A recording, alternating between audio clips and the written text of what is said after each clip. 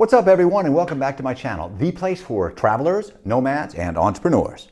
In today's video, I'm going to take you on a tour of Chefchaouen, the blue pearl of Morocco, and give you everything you need to know so you can plan an epic trip to Chefchaouen and take a day trip to the Ashore Waterfalls.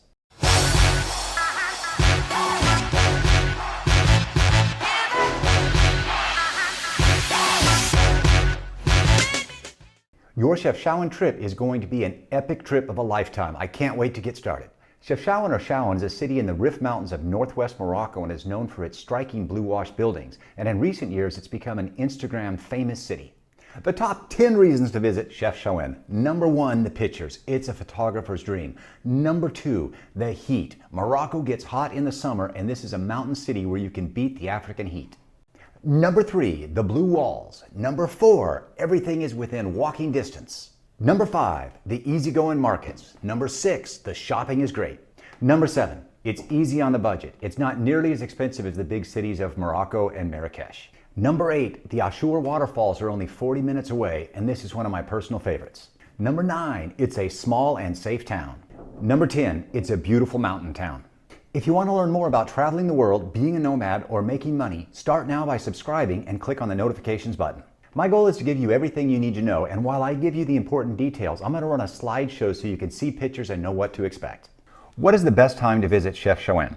Well, Chefchaouen is a year-round destination with the peak season being summer between June and August, when cooler mountain temperatures and abundant water attracts locals from the coast. The mild months of spring, which are March through May, and fall, September, November, are also popular for the hiking.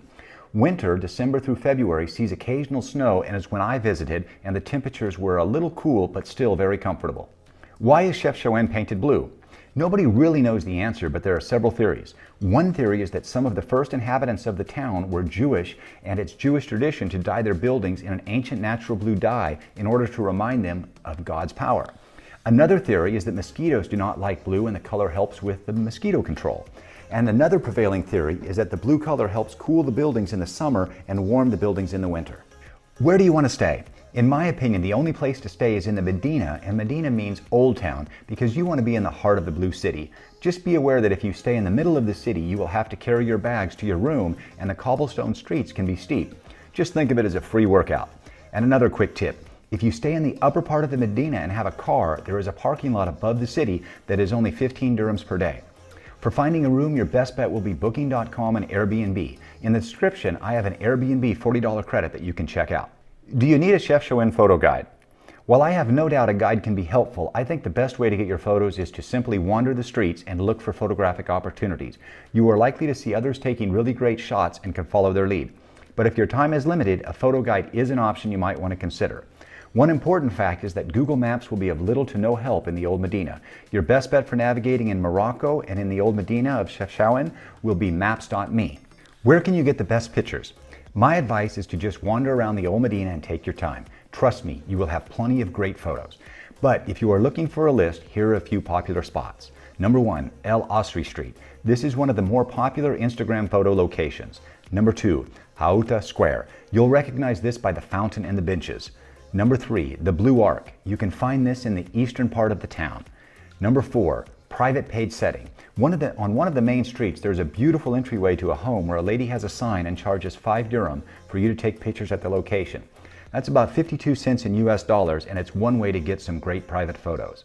Number 5, the traditional Moroccan castle. Trust me, you can't miss it. Number 6, the Spanish Mosque on a hill. This is by far the best place to get photos of the entire Blue City. It's a short hike and definitely worth the effort. I really want to stress that the best advice I can give you for photos is just to wander around the Old Medina, and if you're in the busy season, start early to beat the photo rush that is sure to come. Alright, that covers Chefchaouen because it's a pretty small city, and now we're going to jump in and cover the Ashore Waterfalls.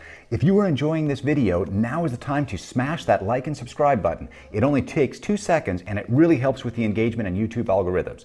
Also, do not forget to check out my other videos on Morocco. To get to the Ashore Waterfalls from Chefchaouen, it is about a 30 to 40 minute drive, even though the map shows a little longer. On the way there, I recommend you take the paved blue road on the map. On the way back, you can take the good gravel road, which is marked by the red arrow, and get a few more great pictures.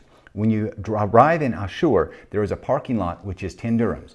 If you are using public transportation, you can share a grand taxi, which just means they leave when they are completely full. The cost will be about 25 dirhams per person, one way. To get a grand taxi, leave the Medina and walk down Boulevard Hassan II until you reach a roundabout by the police station. Just tell the taxi drivers you want to go to Ashore and they will get you into the right taxi. Do you need a guide to find the waterfalls? You will be approached by ambitious guides telling you the falls are difficult to find, and that is really a line of bull. The best way to get to the waterfalls is to use the app Maps.me, but all you have to do is walk to the small hydroelectrical dam, cross the river, and take the path to the left, which follows the river. How far are the waterfalls? Well, there's actually two waterfalls. The first, or smaller waterfalls, is about an hour, and you will find a lot of little restaurants on the river where you can rest, eat, and enjoy the beautiful mountains. The restaurants look great, and the food is about twice the cost of Chefchaouen. The second is the Grand Waterfall, which is much bigger, and in hindsight, I wish I would have hiked all the way. It's about an hour past the first waterfall, or 2 hours of total hiking. If you have the time, I really recommend you check out Ashore Waterfalls. It's definitely worth the trip and not what I was expecting after spending over a week in the rest of Morocco. Be sure to check out my next video on Datis and Todra Gorges, where I have some more great photos and fun stories to share. We have one more thing to cover, and before we do, let me give you 10 seconds of silence to give you time to smash that like and subscribe button.